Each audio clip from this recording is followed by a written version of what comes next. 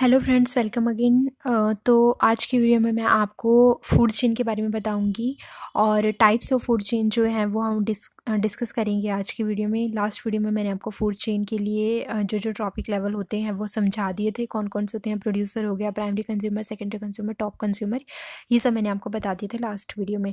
और मैंने एनर्जी के बारे में ये भी बताया था कि 10% लोग को फॉलो करती है, जिसकी वजह से जो टॉप कंज्यूमर है वहाँ तक एनर्जी बहुत कम पहुँच पाती है, इसलिए वो इकोलॉजिकली वीकेस्ट ऑर्गेनिज्म होते हैं, वीकेस्ट होते हैं टॉप कंज्यूमर।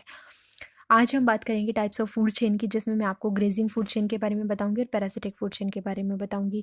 फूड चेन का मतलब हो गया एक सिंगल डायरेक्शन में एनर्जी का फ्लो करवाना बाय फूड। तो फूड के ज़रिए जो एनर्जी है वो एक ट्रॉपिक लेवल से दूसरे ट्रॉपिक लेवल में पहुंचती है, और वो डिपेंड करता है कि हम स्मॉल ऑर्गेनिज्म से स्टार्ट कर रहे हैं फूड को, या फूड चेन को, या लार्ज ऑर्गेनिज्म से स्टार्ट कर रहे हैं। उसी बेस पर दो फूड चेन है, ग्रेजिंग फूड चेन और पैरासिटिक फूड चेन। तो जो ग्रेजिंग फूड चेन है वो स्टार्ट होगी स्मॉल ऑर्गेनिज्म से लार्ज ऑर्गेनिज्म की तरफ जब हम प्रोसीड करेंगे। मतलब इसमें दो तरह के इकोसिस्टम आते हैं, एक्वेटिक इकोसिस्टम और ग्रासलैंड इकोसिस्टम। एक्वेटिक इकोसिस्टम एक फूड चेन का मतलब एक चेन का बनना, यानी एक ऑर्गेनिज्म को दूसरा ऑर्गेनिज्म खा रहा है, दूसरे को तीसरा, तीसरे को और लास्ट वाला। तो इस तरीके से एक चेन का फॉर्मेशन हो रहा है। तो यहाँ पर जो एक्वेटिक इकोसिस्टम में स्मॉल ऑर्गेनिज्म से लार्ज ऑर्गेनिज्म की तरफ जो चेन प्रोसीड करती है उसको ग्रेजिंग फूड चेन बोलते हैं। अगर एक्वेटिक इकोसिस्टम में देखते हैं तो उसमें आती है फाइटोप्लैंक्टन, जो कि प्रोड्यूसर होते हैं क्योंकि ये खाना बनाते हैं। और उसके बाद आता है जू प्लैंक्टन, जो फाइटोप्लैंक्टन पर डिपेंड होते हैं for their food. And after zooplankton small fishes are there, small fishes depends upon the zooplankton for their food. And after small fishes there is the top consumer, that is large fishes depends upon the small fishes for their food. तो phytoplankton से zooplankton से small fishes से large fishes, ये पूरी एक series बनी हुई है एक्वेटिक इकोसिस्टम में। और इस तरीके से फूड जो है वो पहले प्रोड्यूसर से प्राइमरी कंज्यूमर पे जाता है, प्राइमरी कंज्यूमर से सेकेंडरी कंज्यूमर में, सेकेंडरी कंज्यूमर से टॉप कंज्यूमर में। तो इस तरीके से जो एनर्जी है वो टॉप कंज्यूमर तक पहुंच पा रही है एक्वेटिक इकोसिस्टम में। अगर ग्रासलैंड इकोसिस्टम की बात करते हैं तो ग्रासलैंड इकोसिस्टम में भी सेम प्रोसेसर आप फॉलो करोगे, एक फूड चेन बनाओगे, एक फूड चेन में जिसमें छोटा ऑर्गेनिज्म स्टार्टिंग में लोगे, जिसमें हम ग्रास सबसे पहले लेते हैं। ग्रास को क्योंकि ये प्रोड्यूसर का फॉर्मेशन करते हैं, प्रोड्यूसर होते हैं, ट्रॉपिक लेवल 1 फॉर्म करते हैं। ग्रास के ऊपर जो है रैबिट फीड करता है, रैबिट जो है वो सेकेंड ट्रॉपिक लेवल बनाता है, बट वो प्राइमरी कंज्यूमर होता है। और स्नेक जो है वो सेकेंडरी कंज्यूमर होगा बट टर्शियरी ट्रॉपिक लेवल का फॉर्मेशन करेगा। और ईगल जो है वो टॉप कंज्यूमर होगा बट वो यहाँ पर ट्रॉपिक लेवल 4 को इंडिकेट करेगा। तो इस तरीके से grass trophic level 1, rabbit trophic level 2, snake trophic level 3 और eagle trophic level 4। Grass producer, rabbit primary consumer, snake secondary consumer and eagle is a top consumer. तो इस तरीके से स्मॉल ऑर्गेनिज्म से लार्ज ऑर्गेनिज्म की तरफ आप चल रहे हो। वैसे भी साइज में भी अगर आप देखते हो तो रैबिट, स्नेक और ईगल ये ग्रासलैंड जो है वो एक स्मॉल से लार्ज ऑर्गेनिज्म की तरफ प्रोसीड कर रही है। यहाँ पर जो एनर्जी का 10% लो है वो डायरेक्टली फॉलो होगा, ईगल को सबसे कम एनर्जी मिलेगी, इसीलिए यहाँ पर इकोलॉजिकली वीकेस्ट ऑर्गेनिज्म जो है वो टॉप का कंज्यूमर होंगे।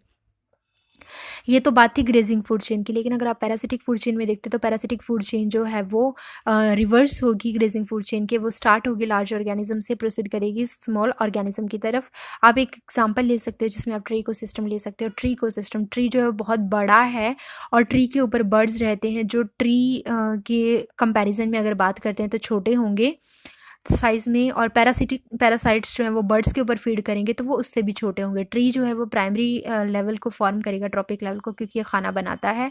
बर्ड जो है वो सेकेंडरी ट्रॉपिक लेवल को फॉर्म करेंगे, पैरासाइट्स जो हैं वो थर्ड ट्रॉपिक लेवल को फॉर्म करेंगे। तो इस कंडीशन में आप बोल सकते हो कि ट्री इकोसिस्टम जो है पैरासिटिक फूड चेन का फॉर्मेशन करती है, जिसमें स्टार्टिंग लार्ज ऑर्गेनिज्म से होती है और जो एंडिंग है वो स्मॉल ऑर्गेनिज्म पर होगी। और इसमें भी एनर्जी का डिस्ट्रीब्यूशन 10% लोग को ही फॉलो करेगा। तो ये मैंने आपको ग्रेजिंग फूड चेन और पैरासिटिक फूड चेन के बारे में बता दिया यहाँ पर। उसके अलावा हम डिट्राइटिस फूड चेन के बारे में बात करते हैं। डिट्राइटिस फूड चेन जो होती है, सबसे बड़ी चीज़ इसके बारे में ये है कि डिट्राइटिस फूड चेन जो है वो एक्सेप्शनल केस है, वो एनर्जी के 10% लोग को फॉलो नहीं करती है। और एक चीज़ और है कि ये जो है डेड ऑर्गेनिज्म से स्टार्ट होती है, यानी कि starts from dead organic matter. और bacteria and fungi are the primary consumer because dead organic matter is the primary form primary trophic level. और डेड ऑर्गेनिक मैटर जो है उस पर फीड करेंगे बैक्टीरिया और फंजाई, इसलिए bacteria and fungi are primary consumer. यहाँ पर डेड ऑर्गेनिक मैटर एक प्रोड्यूसर की तरह काम करेगा। This is exceptional food chain because it not follow 10% low. Detritus food chain can be connected to grazing food chain. आप बोल सकते हो कि ग्रेजिंग फूड चेन से कनेक्ट होती है detritus food chain. Detritus start करें तो फ्रॉग जो है वो अगर फ्रॉग जो है वो स्नेक जो है फ्रॉग पर फीड करेगा और पीकॉक जो है वो स्नेक पर फीड करेगा, तो ये भी एक डिट्राइटस फूड चेन हो सकती है। डिट्राइटस जो है वो अर्थवॉर्म का आप एग्जांपल ले सकते हो। यहाँ पर वो डेट्रीवोर की तरह काम करता है।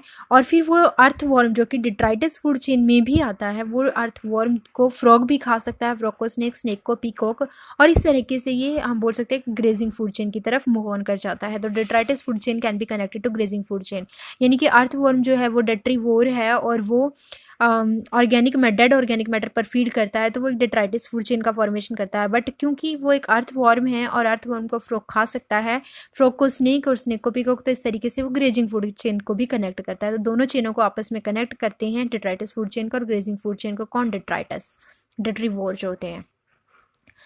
अब आप एक दो चीज़ें याद रखना कि अगर आपसे पूछा जाए कि major conduit of energy transfer aquatic food chain कौन सी होगी, तो एक्वेटिक इकोसिस्टम में कौन सी फूड चेन जो है वो major conduit of energy transfer होगी, तो आप ग्रेजिंग फूड चेन बोलोगे।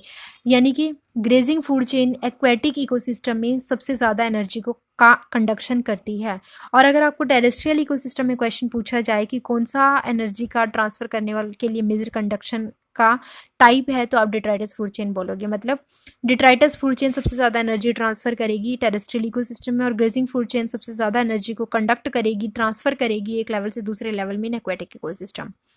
अब हम फूड वेब की बात करेंगे। फूड वेब जो है, मैंने आपको बताया था कि कभी भी नेचर में फूड चेन जो है वो एग्जिस्ट नहीं करती है। फूड चेन एक लीनियर सीरीज है जिसमें स्मॉलर से लार्जर ऑर्गेनिज्म की तरफ मूव ऑन किया जाता है, या फिर लार्जर से स्मॉलर की तरफ जो है वो स्मॉलर की तरफ जाते हैं और फूड का इस तरीके से एनर्जी का ट्रांसफ़र होता है। लेकिन फूड वेब में ऐसा नहीं होता। जो नेचर है, नेचर में हर एक ऑर्गेनिज्म के पास एक अल्टरनेटिव सोर्स होता है उसके फूड के लिए, तो ऐसी कंडीशन में वो एक ट्रॉपिक लेवल से दूसरे ट्रॉपिक लेवल पर जंप कर सकता है। तो हम बोलते हैं कि जो फूड वेब होती है वो इंटरमिक्सिंग ऑफ फूड चेन्स होता है, यानी कि network of food chain is known as food web and more food options at एक ट्रॉपिक लेवल पर बहुत सारे फूड ऑप्शन अवेलेबल होते हैं, इसलिए वो दूसरे ट्रॉपिक लेवल पर भी जा सकते हैं। ऐसी कंडीशन में वो फूड चेन नहीं बनाएंगे, वो फूड वेब का फॉर्मेशन करेंगे। और जितनी ज़्यादा फूड वेब कॉम्प्लेक्स होगी, यानी कि ऑर्गेनिज्म जो है उस एरिया के उतने ही ज़्यादा स्टेबल हैं, और वो एक स्टेबल इकोसिस्टम है। स्टेबल इस कंडीशन में है कि वो उनके पास अल्टरनेटिव सोर्सेज जो हैं फूड के वो बहुत ज़्यादा हैं, और वो ऐसी कंडीशन में उनके पास एक से ज़्यादा टाइप जो है फूड के लिए अवेलेबल हैं। अगर एक टाइप ख़त्म हो जाता है तो वो दूसरे फूड पर मतलब अपना जो है सर्वाइव कर सकते हैं। तो ऐसी कंडीशन में वो बहुत ज़्यादा स्टेबल है, वेरिएशन है उनके अंदर, और इस कंडीशन में स्टेबिलिटी जो है इकोसिस्टम की वो बहुत ज़्यादा मजबूत है। जितनी ज़्यादा कॉम्प्लेक्सिटी होगी फूड वेब की, उतनी ही ज़्यादा स्टेबिलिटी होगी इकोसिस्टम की। That is complexity of food web is directly proportional to the stability of ecosystem.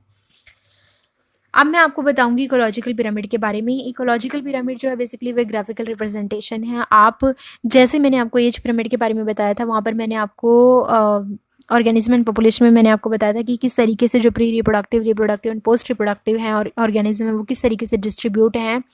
और वो मैंने एक आपको ग्राफिकल रिप्रेजेंटेशन बताई थी जिसमें मैंने आपको टॉप जो है वो पॉइंटेड रखा था और जो बेस है वो ब्रॉड रखा था, जो कि एक पूरा पिरामिड की तरह शो ऑफ हो रहा था। यहाँ पर भी हम इकोलॉजिकल पिरामिड की बात करेंगे, जो कि ग्राफिकल रिप्रेजेंटेशन होगी ट्रॉपिक लेवल की, और ये भी जो है इसी तरीके से हम डिफाइन करेंगे कि वो अपराइट है, इन्वर्टेड है या स्पिंडल शेप है। वो हम उसकी शेप से पता लगाएंगे। अगर बेस जो है वो ब्रॉड है और टॉप जो है वो पॉइंटेड है, तो मतलब वो पिरामिड जो है अपराइट होगा। लेकिन अगर इसका जस्ट रिवर्स है, जिसमें जो पॉइंटेड पार्ट है वो बेस का फॉर्मेशन करेगा और जो ब्रॉड पार्ट है वो टॉप का फॉर्मेशन करेगा, तो ऐसी कंडीशन में वो ग्राफ जो है वो इन्वर्टेड हो जाएगा, तो हम उसको इन्वर्टेड बोलेंगे। स्पिंडल शेप वो होगा जिसका जो मिड पार्ट है वो ब्रॉड होगा और जिसका टॉप पार्ट और जिसका बॉटम पार्ट जो है वो नैरो होंगे। ऐसी कंडीशन में वो स्पिंडल और आर्न शेप के जो पिरामिड है उनका फॉर्मेशन करेगा। तो ये इकोलॉजिकल पिरामिड भी बहुत इंपॉर्टेंट है। इनको सबसे पहले चार्ल्स एल्टॉन ने बताया था, इसलिए हम इनको एल्टोनियन पिरामिड भी बोलते हैं। जो बेस है वो मोस्टली प्रोड्यूसर वहाँ पर रखे जाएंगे इस टॉपिक लेवल पर, और एपेक्स पर जो है वो टॉप कंज्यूमर को रखा जाएगा। अब डिपेंड करता है कि टॉप कंज्यूमर जो हैं उसको हम किस तरीके से डिफाइन कर रहे हैं। हम उनको नंबर के बेस पर पिरामिड बना रहे हैं, या हम बायोमास के बेस पर पिरामिड बना रहे हैं, या हम एनर्जी का पिरामिड बना रहे हैं। हम 3 तरह के पिरामिड का फॉर्मेशन कर सकते हैं। पिरामिड ऑफ नंबर, जो कि अपराइट भी हो सकता है, इन्वर्टेड भी हो सकता है। पिरामिड ऑफ बायोमास, जो कि मोस्टली अपराइट होता है, कैन बी इन्वर्टेड भी हो सकता है। वो डिपेंड करता है कि हम उसको किस इकोसिस्टम में स्टडी कर रहे हैं। हम उसको टेरेस्ट्रियल इकोसिस्टम में स्टडी कर रहे हैं, या फिर हम उसको एक्वेटिक इकोसिस्टम में स्टडी कर रहे हैं। उसके अलावा हम पिरामिड ऑफ एनर्जी की बात करेंगे। एक बात याद रखना, पिरामिड ऑफ एनर्जी जो है वो ऑलवेज जो है वो स्ट्रेट साइड का होगा, अपराइट टाइप का होगा। ये कभी भी इन्वर्टेड नहीं हो सकता, क्योंकि पिरामिड ऑफ एनर्जी जो है वो टॉप लेवल तक जाते जाते कम हो जाएगी, इसीलिए उसका जो एपेक्स होगा वो नैरो होगा, वो शॉर्ट टॉप जो है उसका वो पॉइंटेड होगा। तो ऐसी कंडीशन में वो हमेशा ही अपराइट टाइप का होगा। तो 3 तरह के जो पिरामिड हम उनको डीपली स्टडी करेंगे, pyramid of number, pyramid of biomass and pyramid of energy. इन सब के बारे में मैं डिटेल में आपको नेक्स्ट वीडियो में बताऊंगी। तो आज के लिए हमने बस इतना ही पढ़ा। Grazing food chain, parasitic food chain, detritus food chain, इन तीनों के बारे में डीपली जो है स्टडी करवाया मैंने। फूड वेब के बारे में बताया। इकोलॉजिकल पिरामिड की मैंने जो है आपको एक रफली डेफिनेशन बताई है, और ये कितने तरह के होते हैं ये बताया है। जो किस तरीके से हम इसको रिप्रेजेंट करते हैं वो सब मैं आपको नेक्स्ट वीडियो में बताऊंगी। तो आप इसके चैप्टर के कंप्लीट होने के बाद एक बार एनसीईआरटी को ज़रूर पढ़ लेना, आपको ज़्यादा बेनिफिट मिलेगा। Thank you friends.